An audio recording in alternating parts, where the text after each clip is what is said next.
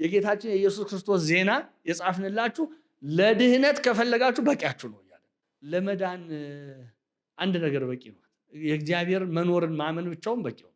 እግዚአብሔር ለእያንዳንዱ ኃጢአታችን በመከራ በተለያየ መንገድ ምላሽ ቢሰጥ ኖሮ አንዳችንም የሰላም ህይወት አንኖርም ነበር።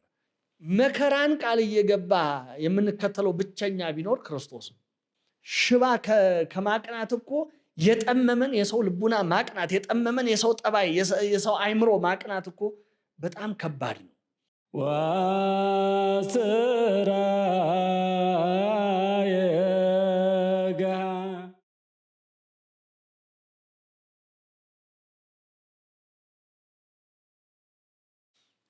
መድኃኒታችን ኢየሱስ ክርስቶስ ስላደረጋቸው ድንቅ ነገሮች ስላደረጋቸው ተአምራት ወንጌላውያን መዝግበው አስቀምጠውልናል። ወንጌላውያንም መዝግበው ያስቀመጡልን የቅዱስ ዮሐንስን ምስክርነት እንይዛለን። ዮሐንስ ወንጌላዊ በወንጌሉ የመጨረሻ ክፍል ላይ መዝግበው ያስቀመጠው ምንድነው? ጌታ ኢየሱስ ክርስቶስ በደቀ መዛሙርቱ መካከል ወይም በደቀ መዛሙርቱ ፊት በጣም ብዙ ድንቅ ነገሮች አድርጓል። ሁሉ ቢጻፍ ግን ይለናል፣ ሁሉ ቢጻፍ ግን ምድር ራሷ ባልቻለችው ነበር ለሚጻፈው ነገር። እና መድኃኒታችን ኢየሱስ ክርስቶስ የተናገረው ነገር ሁሉ እና ያደረገው ተአምራት ሁሉ አልተመዘገበም። የመጀመሪያ ሰው ይሄንን ማሰብ አለበት። ከተናገረው ብዙ ነገር ካደረገው ብዙ ተአምር በልበ ሐዋርያት ይቀራል። አባቶቻችን ቅድም ያነሳ ነው ይሄ 5 ቂጣና 2 ዓሣ አበርክቶ 5000 ወንዶች ተመግበውለት ሴቶችና ሕፃናት ሳይቆጠሩ 5000 ወንዶች ተመግበውለት 12 ቅርጫት ሙሉ ትራፊ ተነሳ እና አንዷም እንዳትወድቅ ሰብስቡ አላቸው። ሲሰበስቡ 12 ቅርጫት ሆነ የተረፈው። እንግዲህ እና ይህንን ሲተረጉሙ አባቶቻችን ምን ይላሉ?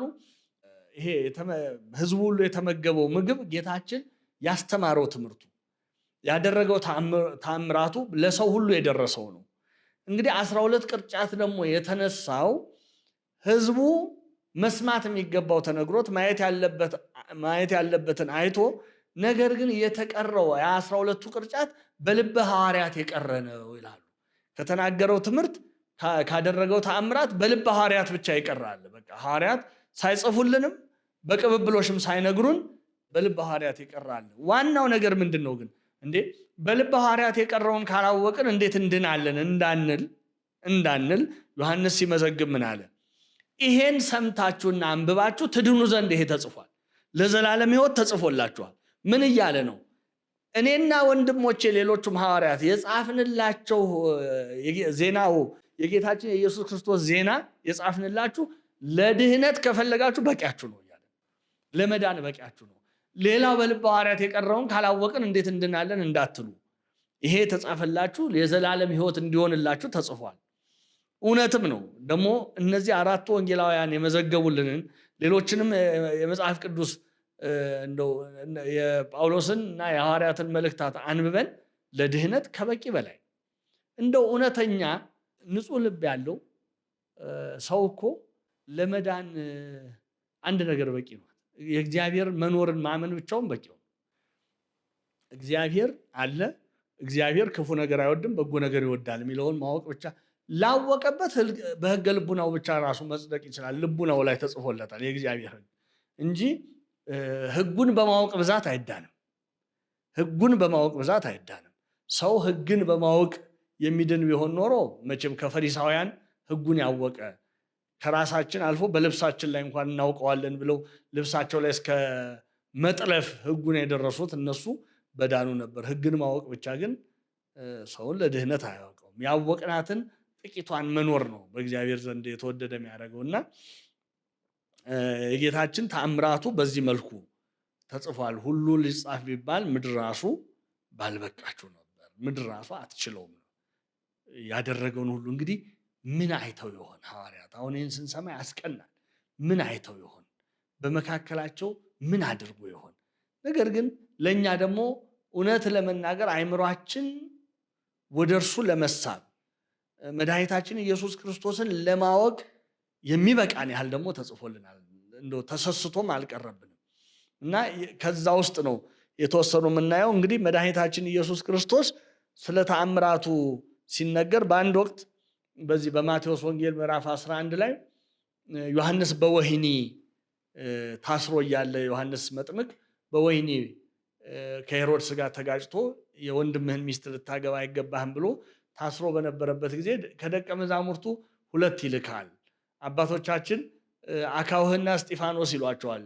እነዚህን ይልክና የምትመጣው አንተ ነው ወይስ ሌላ እንጠብቅ ብላችሁ ጠይቁት እና ዮሐንስ መጥምቅ ተጠራጥሮ ነው ይሄን የጠየቀው ይላሉ። አይደለም፣ ጥርጥር በእነዚህ ጸንቷል። በሁለቱ በእስጢፋኖስና በአካው ጸንቷል ጥርጥር።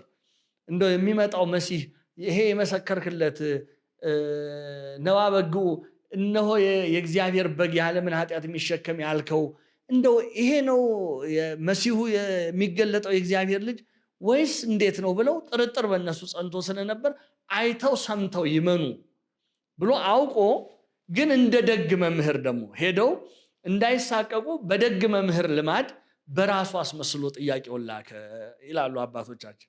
በራሱ አስመስሎ ሄዳችሁ ዮሐንስ እንዲህ አለን ብላችሁ ጠይቁት አለ። ሄደው ጠየቁት። ዮሐንስ እንዳልሆነ የካደው የጌታችን መልስ ራሱ ማሳያ ነው ለሚገባው ሰው። ልክ ያንን ሲጠይቁት አባቶቻችን ከቀድሞ የበለጠ ተአምራት አደረገ ይላሉ። ቀድሞ ያደርገው ከነበረው ተአምራት የበለጠ አደረገና ምን አላቸው? እነዛን ሊጠይቁ የመጡትን እንግዲህ ዕውሮች ያያሉ፣ አንካሶች ይራመዳሉ፣ ጎባጦች ይቀናሉ፣ ለምጻሞች ይፈወሳሉ፣ ሙታን ይነሳሉ፣ ለድሆች ደግሞ የመጽናናት ወንጌል ይሰበካል። እንደምታዩት ይህን ያያችሁትና የሰማችሁትን ሂዱና ለዮሐንስ አውሩለት አላቸው። እንግዲህ አሁን ሄደው ይህን ሲያደርግ እኮ አየነው ታሉ። ከዚህ በላይ ምን ትፈልጋላችሁ ታዲያ? አሁንስ አላመናችሁም ይላቸዋል ዮሐንስ። ስለዚህ የጌታችን መልስ ራሱ ጠያቂው የዚህ የጥርጥር ውስጡ የገባው ዮሐንስ ሳይሆን በደግ መምህር ልማድ እንዳይሳቀቁ በራሱ አስመስሎ እንደላካቸው ማሳያ ነበር እና ስለሱ ማንነት ስለ ጌታችን ማንነት ለተጠራጠሩ ሰዎች ምላሽ ሲሰጥ ጌታችን አንዱ እንደ ማሳያ የተጠቀመው ተአምራቱ ነው።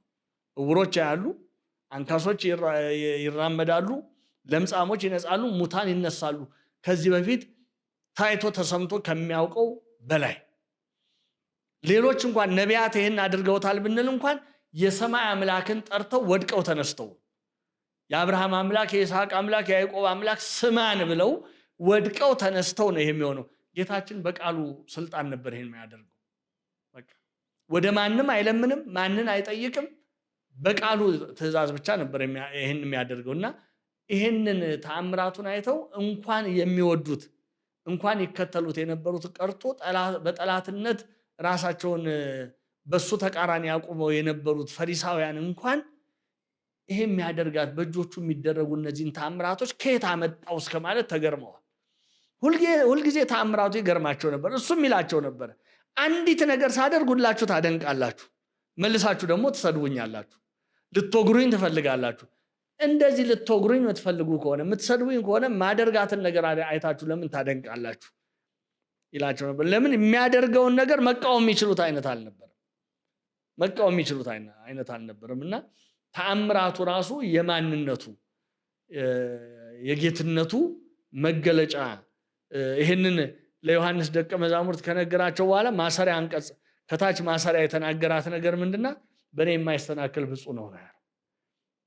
የቃሌን ትምህርት የእጄን ተአምራት አይቶ ማመን ያቃተው እንደው ዝም ብዬ ስበላ ስጠጣ እንደ ሰው ስደክም ሳንቀላፋ አይቶ ሩቅ ብእሲ ነው የማይለኝ እሱ ብፁዕ ነው። ነገር ግን በሰው ልማድ ያለውን ነገር ሳደርግ ከኃጢአት በቀር በሰው ልማድ ያለውን ነገር ሳደርግ አይቶ ፍጡር ነው የሚለኝ ወይም ሩቅ ብእሲ ነው የሚለኝ እሱ ያው ከሚጠፉት ወገን ነው። የማይለኝ ግን እሱ ብፁዕ ነው። ይህንን ነግሮን የላካቸው ግን መጀመሪያ ይህን ከመንገሩ በፊት ያደረገውን እንዲያዩን የጋበዛቸው። ዕውሮች ይበራሉ፣ ሙታን ይነሳሉ የሚለውን ተአምራት ማለት ነው። በዮሐንስ 9 ላይ ከዚሁ ከተአምራት ጋር በተገናኘ በዮሐንስ ወንጌል ምዕራፍ 9 ላይ ድንቅ የሆነ ታሪክ ተመዝግቧል። ከእናቱ ማህፀን ጀምሮ ደረቅ ግንባር ብቻ የነበረው አንድ ሰው ነበረ። ሁሉም ሰው ያውቀዋል። ሁሉም ሰው ለምን ከረጅም ጊዜ ጀምሮ እንደዛ ሆኖ በዛ መንደር ስለኖረ ሁሉም ያውቀዋል። መድኃኒታችን ኢየሱስ ክርስቶስ በዛ አቅራቢያ ሲያልፍ ሐዋርያት አይተው አንድ ነገር ጠየቁት። ይሄ ሰው እንደዚህ ሆኖ የተወለደ በራሱ ኃጢአት ነው ወይስ በቤተሰቦቹ ኃጢአት ነው ብለው ጠየቁትና ዛሬ ብዙ ጊዜ ሰው ላይ አንድ መከራ ሲወድቅበት ሰው መከራ የወደቀበት በኃጢአቱ የሚመስለን ብዙዎች ነን። ሰዎች ላይ ሁሉ በኃጢአታቸው ምክንያት መከራ የሚመጣ ቢሆን አንዳችንም ከዛ ነፃ አንሆንም ነበር። ምክንያቱም ከኃጢአት ነፃ አይደለንምና ሁላችን እግዚአብሔር ለእያንዳንዱ ኃጢአታችን በመከራ በተለያየ መንገድ ምላሽ ቢሰጥ ኖሮ አንዳችንም የሰላም ህይወት አንኖርም ነበር። አንዳችን ለአንዳችን የምናዝንበትም እድል አይኖርም ነበር። ለምን? ሁሉ የሚታዘንለት፣ ሁሉ የሚጠየቅ፣ ሁሉ ቸርነት የሚደረግለት ነው የሚሆነው እና ሲጠይቁት በሱም ወይም በወላጆቹም ኃጢአት አይደለም አለ።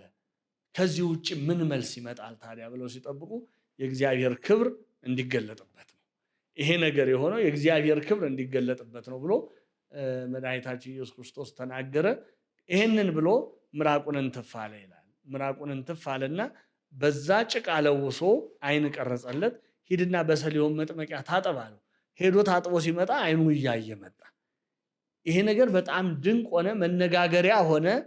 የአይኑን መብራት ያዩ ፈሪሳውያን ወደ ሸንጓቸው አስጠሩት፣ ወደ ምኩራባቸው አስጠሩትና ይሄ ነገር እንዴት ሆነ አሉት። ሲሉት ኢየሱስ የሚባለው ሰው ምራቁን እንትፍ ብሎ ጭቃ ለወሰ፣ አይን ቀረጸልኝ፣ አይሁ አያለው አላቸው። ሲላቸው እሱን ሊያምኑ አልቻሉም። እስቲ ቤተሰቦቹን ጥሩ አሉ። ቤተሰቦቹ ተጠሩ። በእውነት ይሄ እውር ሆኖ የተወለደው ልጃችሁ ነው አሏቸው። አዎ እሱ ነው። ታዲያ አይኑ እንዴት በራ አሏቸው። እኛ አናውቅም። እውር ሆኖ እንደተወለደ ይሄን እናውቃለን፣ አይኑ እንዴት እንደበራ ግን እኛ አናውቅም። እሱ ሙሉ ሰው ነው፣ ጠይቁት አሉ። እንግዲህ አካለ ጎዶሎ ሲባል የነበረ ማንም ሰው እንደ ሙሉ ሰው አይቆጥረው የነበረውን ጌታችን ሙሉ ሰው አደረገውና ቤተሰቦቹ ሳይቀሩ በፊት ያፍሩበት የነበረው ልጅን አሁን ግን ሙሉ ሰው ነው፣ እሱን ጠይቁት አሉ። አሁን ደጋግመው ይጠይቁታል አይሁድ። ደጋግመው ሲጠይቁት ይመልስላቸዋል። በኋላ በጥያቄ ሲያሰለቹት እናንተ ራሳችሁ ደቀ መዝሙር መሆን ትፈልጋላችሁ እንዲህ አላቸው። የዛን ጊዜ ምን አሉት? እኛ የሙሴ ደቀ መዛሙርት ነን፣ ሙሴን እግዚአብሔር እንዳናገረው እናውቃለን። ይህ ሰው ግን ከየት እንደሆነ አናውቅም አሉት። ከየት እንደሆነ አናውቅም ምን ማለት ነው? ከየት እንደሆነ ማናውቀው ሰው ለሚያደርገው ተአምራትም እውቅና አንሰጥም ነው። በሌላ ንግግር በውስጡ ያለው ይሄ ነው። ግን ደግሞ የታየው ተአምር ደግሞ ሊክዱትም አይችል ነው። ይሄን ሲሉት መንፈስ ቅዱስ ቃኝቶት ይሄ ሰው የተናገረው ንግግር በጣም የሚገርም ነው። ከወዴት እንደሆነ እናንተ አለማወቃችሁ ይሄ ድንቅ ነው አላችሁ። በጣም የሚደንቅ ነገር ነው ከወዴት መሆኑን አለማወቃችሁ። ዳሩ ግን አይኖቼን ከፈተ። እናንተ ከየት መሆኑን ባታውቁም አይኖቼን ግን ከፈተ። እግዚአብሔርን የሚፈራ እንደውም ይሄ ሰው ኃጢአተኛ ነው ብለውታል። ይሄ ኃጢአተኛ ነው። እኛ ሙሴን እግዚአብሔር አናግሮታል። ይሄ ከወዴት እንደሆነ አናውቅም፣ እንደውም ኃጢአተኛ ነው ብለውታል። እኔ ኃጢአተኛ መሆኑን አላውቅም ነው ያላችሁ። አንድ ነገር አውቃለሁ፣ አይኖቼን እንደከፈተ። አሁን እዚህ ላይ ምን አላቸው? ለዚህ ኃጢአተኛ ነው ብለው ለተናገሩት ሎቱ ስብሐት፣ ኃጢአተኛ ነው ብለው ጌታችንን ለተናገሩት መንፈስ ቅዱስ መልስ ሲሰጥ፣ በዚህ ሰው አንደበት አድሮ መልስ ሲሰጥ እንዲህ አላቸው። እግዚአብሔርን የሚፈራ ፈቃዱንም የሚያደርግ ቢኖር ያንን እግዚአብሔር ይሰማዋል እንጂ ኃጢአተኞችን እንዳይሰማ እናውቃለን። እውር ሆኖ የተወለደውን አይኖች ማንም እንደከፈተ ዓለም ከተፈጠረ ጀምሮ አልተሰማም። በቃ ዓለም ከተፈጠረ ጀምሮ አልተሰማም። ይህ ሰው ከእግዚአብሔር ባይሆን ምንም ሊያደርግ ባልቻለም ነበር። እንግዲህ ይሄ ነው ትልቁ። ከእግዚአብሔር ባይሆን ኖሮ ጌታችንም ደጋግሞ እኔ ከአባቴ ዘንድ ወጥቼ መጥቻለሁ ብዬ እየነገርኳቸው አልሰማችሁኝም ብሏቸዋል። ከእግዚአብሔር ባይሆን ኖሮ ምንም ማድረግ ባልተቻለ ነበር። እግዚአብሔር ኃጢአተኞችን እንደማይሰማ ደግሞ እናውቃለን። እውር ሆኖ የተወለደውን አይን የከፈተ ደግሞ ዓለም ከተፈጠረ አልተሰማም። እና በኋላ ይህን ሲላቸው አንተ ሁለንተናህ በኃጢአት የተወለድህ እኛን ታስተምራለህን ብለው ከምኩራባቸው ያስወጡታል። ከጌታችን ጋር ተገናኝቶ ይነጋገራል። ይህንን ሁሉ ይዞ ጌታችን በዮሐንስ 15 ላይ ምን አለ? እኔ ራሴ መጥቼ ባልነግራቸው ኖሮ ኃጢአት ባልሆነባቸው ነበር። ማንም ሌላ ሰው በመካከላቸው ያላደረገውን አድርጌ ባላሳያቸው ኖሮ ኃጢአት ባልሆነባቸው ነበር። አሁን ግን ለኃጢአታቸው ምክንያት የላቸውም ማለት። አሁን ከዚህ ሰውዬ ንግግር ጋር ስናየው ይሄ እውር ሆኖ ከተወለደው ሰው ጋር ንግግር ጋር ስናየው የጌታችን ንግግር እንግዲህ ዓለም ከተፈጠረ እውር ሆኖ የተወለደን ያበራ አልሰማንም ነው ያለው ይሄ ሰው። እነሱም ተሰምቷል ገሌጋ ለማለት አልደፈሩ። ጌታችንም ምን አለ? ሌላ ሰው በመካከላቸው ሊያደርገው ያልቻለውን አድርጌ ባላሳያቸው ኃጢአት ባይሆንባቸውም ነበር። አሁን ግን ለኃጢአታቸው ምክንያት የላቸውም። እንግዲህ ጌታችን ተአምራቱን ያደረገው እንደዚህ ሙት አንስቷል፣ ይሄ ለምጽ አንጽቷል፣ ሌሎችም ብዙ ተአምራት አድርጓል። እነዚህ ባህሩን እንደ የብስ እየጠቀጠቀው እንደ የብስ እየረገጠው ባህሩን መጥቷል። በቤተ ክርስቲያናችን ኤራቅሊስ የተባለው ሊቅ ጌታችን በባህሩ ላይ እየተራመደ ሲመጣ እግሮቹ እንኳን አልረጠቡም ነበር ብሎ ጽፏል። እግሮቹ እንኳን አልረጠቡም ነበር።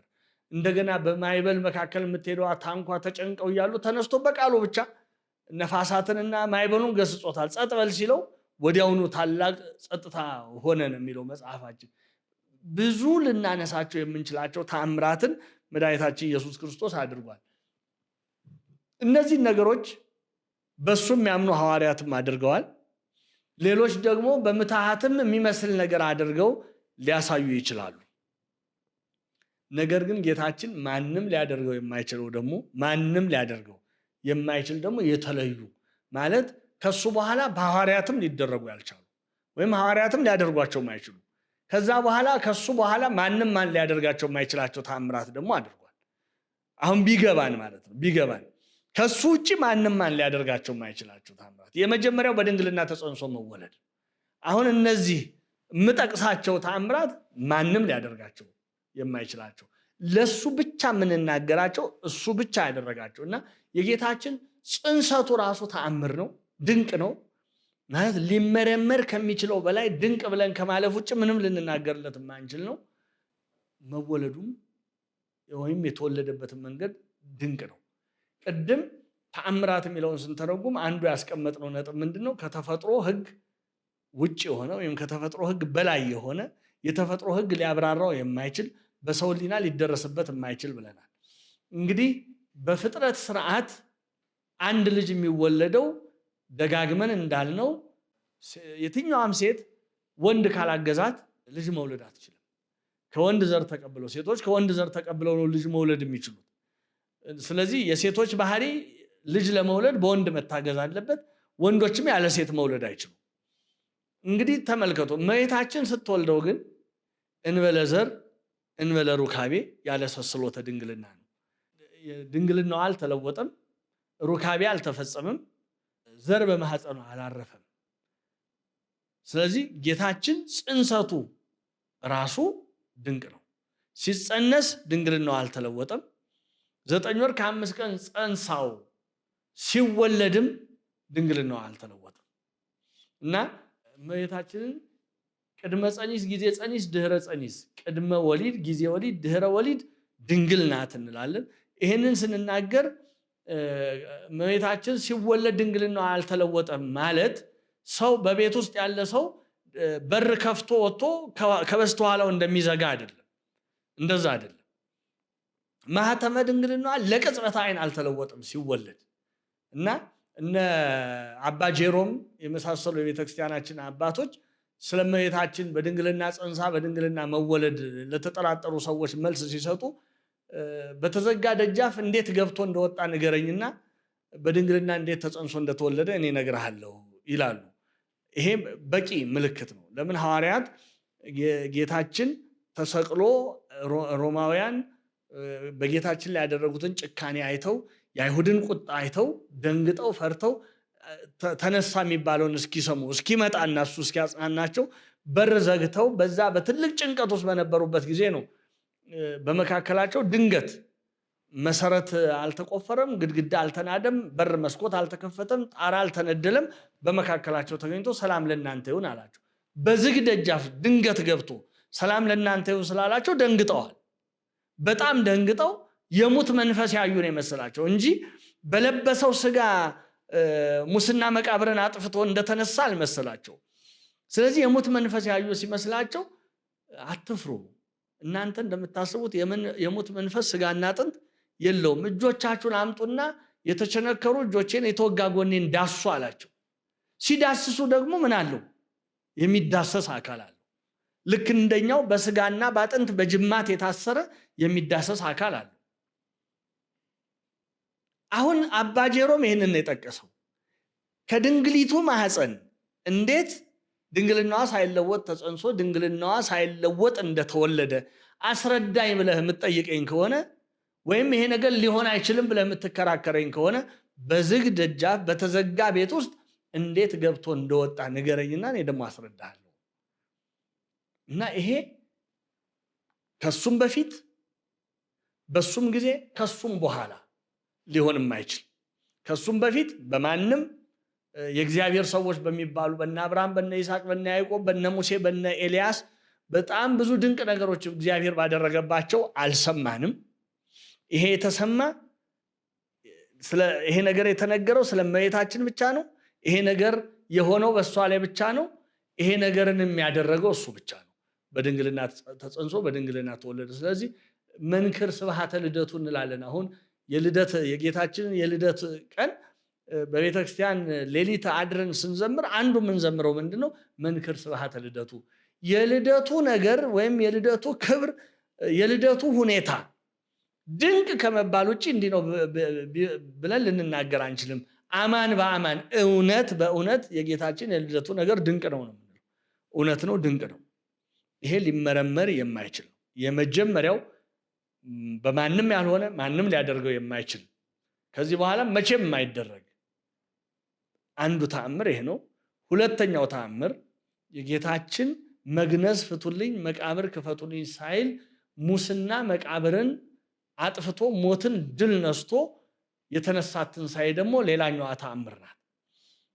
እና የመጀመሪያው ሞቶ የሱን ትንሣኤ ልዩ የሚያደርገው ምንድነው? አስነሺ አይሻም እና አልዓዛር ቢባሉ ሌሎች ከሙታን የተነሱ ቢባሉ ሁሉ አስነሺ ነበራቸው። እሱ ነው በቃሉ ኑ ተነሱ እያለ የተነሱት። ስለዚህ የመጀመሪያው የሱ ትንሣኤ በኃይሉ በስልጣኑ። ለዚህ ነው በትንሣኤ ሌሊት አዋጅ ስለ ጌታችን ትንሣኤ አዋጅ ስንናገር ክርስቶስ ተንሥአ እሙታን በአቢይ ኃይል ወስልጣን ምንለው።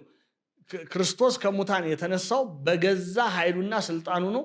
ይህንንም ዮሐንስ 10 ላይ ነግሮናል። የገዛ ነፍሴን ላኖራትም ላነሳትም ስልጣን አለኝ፣ ማንም ከኔ ሊወስዳት አይችልም፣ ይህንን ከአባቴ ተቀበልኩ ብሎናል። ስለዚህ ነፍሱን በፈቃዱ ነው ያኖራት፣ በፈቃዱ ነው ያነሳት። ስለዚህ የመጀመሪያው የጌታችን ትንሣኤ ልዩ የሚያደርገው ከሌሎቹ ትንሣኤ በስልጣኑ ያደረገ ነው። ሁለተኛ የሌሎቹ ትንሣኤ ሞት ይከተለዋል፣ ቀጥሎ ሞት ይከተለዋል። የጌታችን ትንሣኤ ግን ሞትን ያጠፋ ነው እንጂ ሞት የሚከተለው አይደለም። እና ሌሎችም አሁን ከዚህ ጋር ለጊዜው ለማንሳት አስፈላጊ ባይሆኑም ሌሎችም የጌታን ትንሣኤ ልዩ የሚያደርጉ ነገሮች አሉ፣ ነጥቦች አሉ። የጌታን ትንሣኤ ከሌላው ትንሣኤ ልዩ የሚያደርገው እና መድኃኒታችን ኢየሱስ ክርስቶስ ትንሣኤው በራሱ መግነዝ ፍቱልኝ መቃብር ክፈቱልኝ ሳይል በተዘጋ መቃብር። አንዳንዶች በዝማሬም በምንም የምንሰማቸው አለ ልክ ያልሆነ። አሁን ጌታችን ሲነሳ እንደሆነ መቃብሩ ድማሚት እንደፈነዳበት ነገር ወይም እሳተ ገሞራ እንደሚበታትነው አለት እንደዛ መቃብሩ አለቱ ተሰነጣጥቆ ተፈረካክሶ ከመቃብር የወጣ አድርገው የሚዘምሩ አለ። እንደዛ አይደለም። ጌታችን በተዘጋ መቃብር ነው የተነሳው፣ በተዘጋ መቃብር። ለዚህ ነው አባቶቻችን መግነዝ ፍቱልኝ መቃብር ክፈቱልኝ ሳይል ተነሳ የሚሉት። በተዘጋ መቃብር ነው። ለምን? ግዙፍ ሲሆን ረቂቅ፣ ረቂቅ ሲሆን ግዙፍ ነው። እነዚህ ከሁለት ባህሪ አንድ ባህሪ ሆኗልና የስጋ ባህሪና የመለኮት ባህሪ ተዋህደው ከሁለት ባህሪ አንድ ባህሪ ስለሆነ ርቀት ከግዘፍ፣ ግዘፍ ከርቀት። ለምን?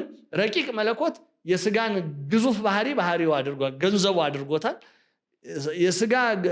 ስጋ ደግሞ የመለኮትን ረቂቅ ባህሪ ገንዘቡ አድርጎታል። ግዘፍነቱን ሳይለቅ ማለት ነው። በተአቅቦ ግዘፍነቱን ሳይለቅ መለኮትም ረቂቅነቱን ሳይለቅ አንድ ባህሪ ሆነዋል። እንደዛ ነው ተነሳ የምንለው። ለዚህ ማስረጃው ምንድነው? ወንጌላቱን ስናነብ መልአክ ከሰማይ ወረደ፣ በመቃብሩ ላይ ተገጥማ የነበረችዋንም ድንጋይ አንከባሎ ተቀመጠባት ነው የሚለው። መልአኩ ነው መጥቶ ያንን የተገጠመ ድንጋይ ለምን ሽቱ ሊቀቡ የሚመጡት ሴቶች አይተው እንዲያምኑ ይኸው እንደተናገረ ተነስቷል፣ በመቃብር ውስጥ የለም። መግነዙና ሰበኑ ግን ይኸው ተጣጥፎ ተቀምጧል። አሁን ሰዎች ሰርቀው ወሰዱት እንኳን እንዳይባል መግነዙና ሰበኑ ታጥፎ ተቀምጦ ነው የተገኘው። በራስጌና በግርጌ ነው የተቀመጠው እና ያንን እንጂ እንደዚህ እንደሚባለው አይነት አነሳስ አይደለም። ጌታችን ሲነሳ መግነዝ ፍቱልኝ፣ መቃብር ክፈቱልኝ። በተዘጋ መቃብር በህቱም መቃብር ነው ትንሳኤው። በህቱም መቃብር ነው ትንሳኤው። ይሄም ማንም የማያደርገው ለማንም የማይቻል ጌታችን ብቻ ያደረገው ተአምር እና ይሄም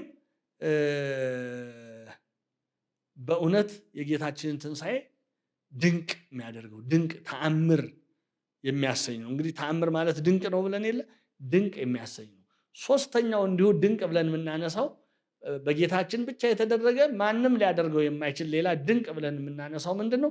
የጌታችን እርገቱ ነው። አሁንም እርገቱ በስልጣኑ የሆነ ነው። ወደ አባቴ እሄዳለሁ እንዳለ በስልጣኑ የሆነ ነው።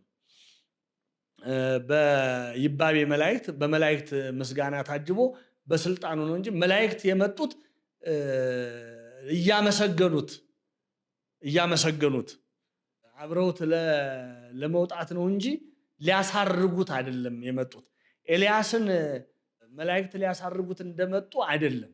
ኤልያስን አይተን እንደሆነ ከኤልሳዕና እሱ አብረው እየሄዱ በመካከላቸው የእሳት ሰረገላ ገባ አይደለም የሚለው። ከዛ ኤልያስን አነሳው፣ ቀና ብሎ ኤልሳዕ ሲያይ የእስራኤልን ሰረገላና ፈረሶች አያለው አለ። አሁን እነዛ የሚያሳርጉት ኤልያስን ወደ ብሔረ ሕያዋን ይዘውት የሄዱት መላእክት ናቸው። ኤልያስ በራሱ ስልጣን ወይም በራሱ ኃይል ያንን ማድረግ አልተቻሉም። እግዚአብሔር መላእክቱን ልኮ ነው ያሳረገው ኤልያስን። ጌታችን ግን ያረገ በስልጣኑ። የሚያሳርገው ሌላ ኃይል ወይም የመላእክት እርዳታ አላስፈልገውም። እሱ የመላእክት ጌታ ነውና የመላእክት እርዳታ አላስፈልገውም። እና ስናየው እርገቱን ይሄ የተፈጥሮ ህግ ራሱ ይሄ ግራቪቲ ብንለው ምን ብንለው በሱ ላይ ስልጣን አልነበራትም። ይሄ የተፈጥሮ ህግ የምንለው ነገር በሱ ላይ ስልጣን አልነበረውም። እና ሶስተኛው የጌታችን እርገቱ ራሱ በማንም ያልተደረገ ለማንም ያልሆነ ማንም ሊያደርገውም የማይችል ነው። ራሱም ባለቤቱ የዮሐንስ ወንጌል ምዕራፍ 3 ቁጥር 13 ገደማ ጀምሮ ሲነበብ ምን ይላል? ከሰማይ ከወረደው በቀር ወደ ሰማይ የወጣ የለም፣ እርሱም በሰማይ የሚኖረው የሰው ልጅ ነው ይላል። እንግዲህ ከሰማይ ከወረደው በቀር ወደ ሰማይ የወጣ ማንም የለም ነው የሚለው። እርሱም ደግሞ በሰማይ የሚኖረው የሰው ልጅ ነው ብሎ ተናግሯል። እንደተናገረ ከሰማይ መውረድ ፈቃዱ እንደሆነ በዚህ የነበረውን ስራ ከጨረሰ በኋላ ደግሞ በክብር አድርጎ ወደ ቀደመ ክብሩ ገብቷል። ወይም በዘባነ ኪሩብ በየማነ አብ ተቀምጧል ማለት ነው። እነዚህ ሶስቱ በድንግልና ተጸንሶ በድንግልና መወለድ፣ በህቱም መቃብር በስልጣኑ መነሳት፣ የሞትን ኃይል ሽሮ በስልጣኑ መነሳትና አሁንም በኃይሉ በስልጣኑ ወደ ሰማይ ማድረግ ማንም ያላደረጋቸው በማንም ሊደረጉ የማይችሉ ናቸው። ሌላው የሚደንቀን እንደው የጌታችንን ተአምራቱን ካነሳን አይቀር ሌላው ዕለት ዕለት የምናየውን አንድ ተአምር እናንሳ። እነዚህ እንግዲህ የተፈጸሙ ናቸው። ዕለት ዕለት የምናነሳው የጌታችን አንድ ተአምር ምንድን ነው?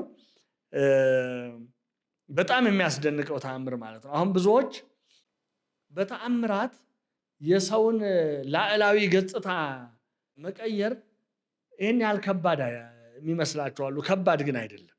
እውነት ለመናገር ከባድ አይደለም። ውጫዊ የሆኑ ነገሮችን መቀየር ብዙ አስቸጋሪ ነገር አለ። ዛሬ እንደው በብዙ ነገሮች እኮ ሰው የውጭ ገጽታውን ይቀያይራል። እንደው በሰው ፊት ቢታይ ትንሽ ቦታ ደረጃዬን ይቀንስብኛል ብሎ የሚያስበውንም ነገር በብዙ ነገሮች ያስተካክላል።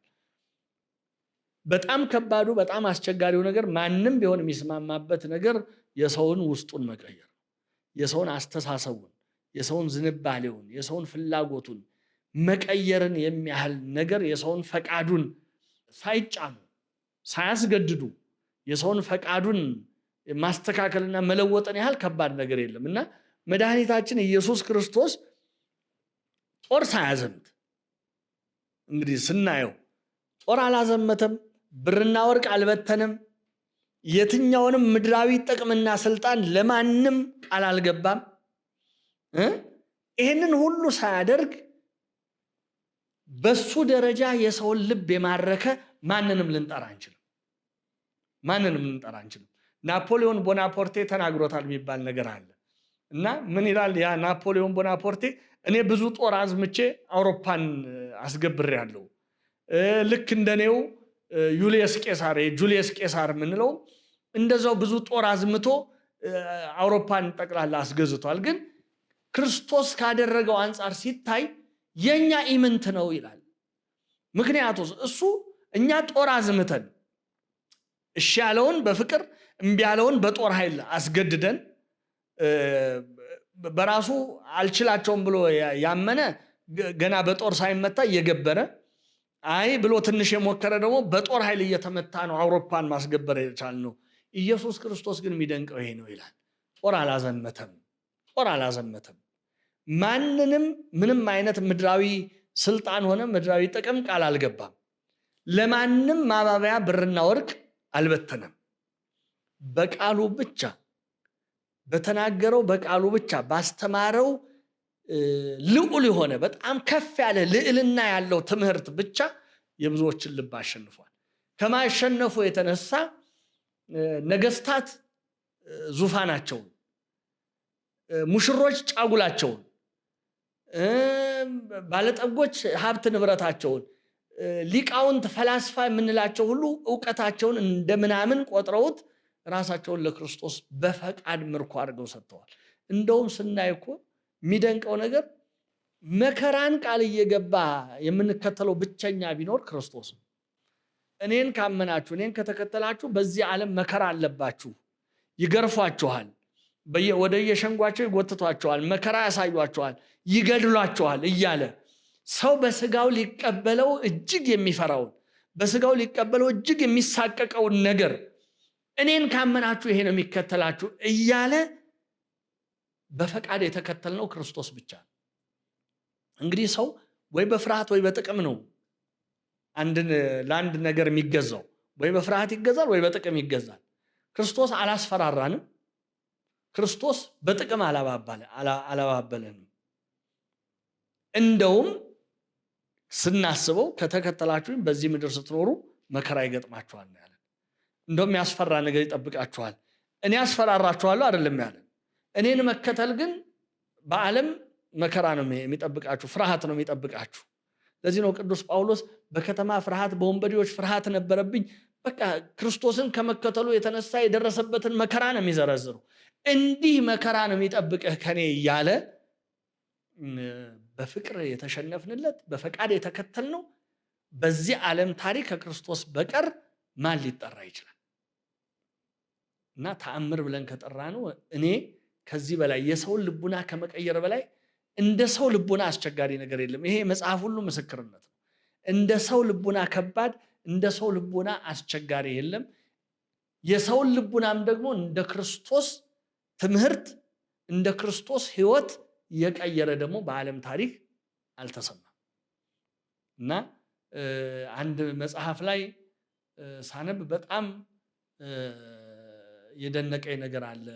እስካሁን ድረስ በእውነት ከህሊናይም ከልቡናይም ካፌም የማለየው ንግግር ነው። እና ምንድነው የሚለው ያ መጽሐፉ ላይ የተቀመጠው ሐሳብ? a small army has invaded a vast empire ይላል።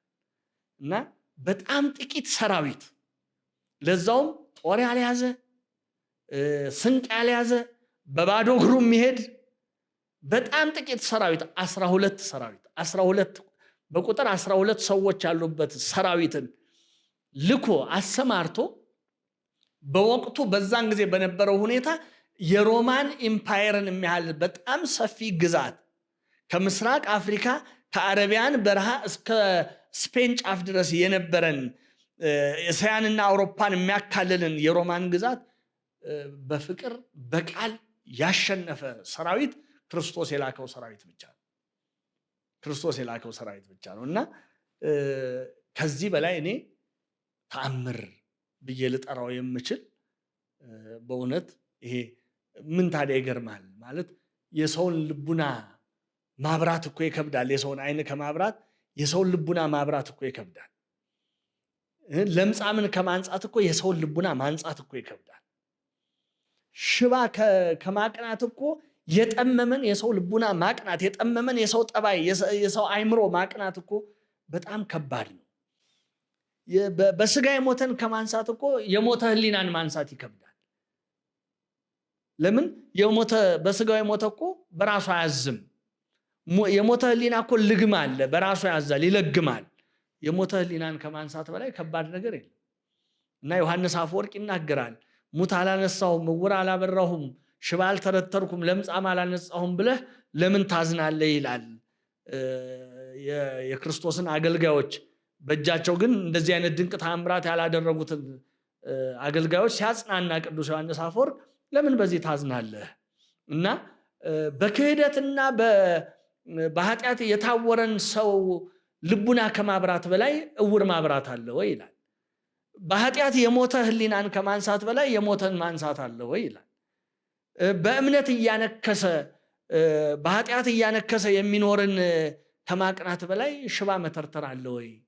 በኃጢአት የተዳደፈን ልቡና ከማንጻት በላይ ለምጽ ማንጻት ይህን ያህል ይከብዳል ወይ ብሎ ዮሐንስ አፈወርቅ ይህንን ነው እንግዲህ በክርስቶስ ያየ ነው። ስለዚህ ስለ ክርስቶስ ስለ ተአምራቱ ስናነሳ በአንድ ወቅት ተደርጎ የቆመ ብቻ ሳይሆን አሁንም እየተደረገ ያለ፣ አሁንም በስሙ ቅድም ያልናቸው በስጋ የሚታዩ ተአምራቶች ይደረጋሉ። የቃሉም ተአምራት በስሙም ደግሞ የሚደረገው ይሄ በስጋ ወይም በዕለት ተዕለት ህይወት የሚደረገውም ተአምራት እስከ ዓለም ፍጻሜ ያልተቋረጠ መሆኑን በዚህ እናያለን ማለት ነው። ስለዚህ ስለ ጌታችን ተአምራት ልንገነዘበው የሚገባው ነገር ይሄው ነው።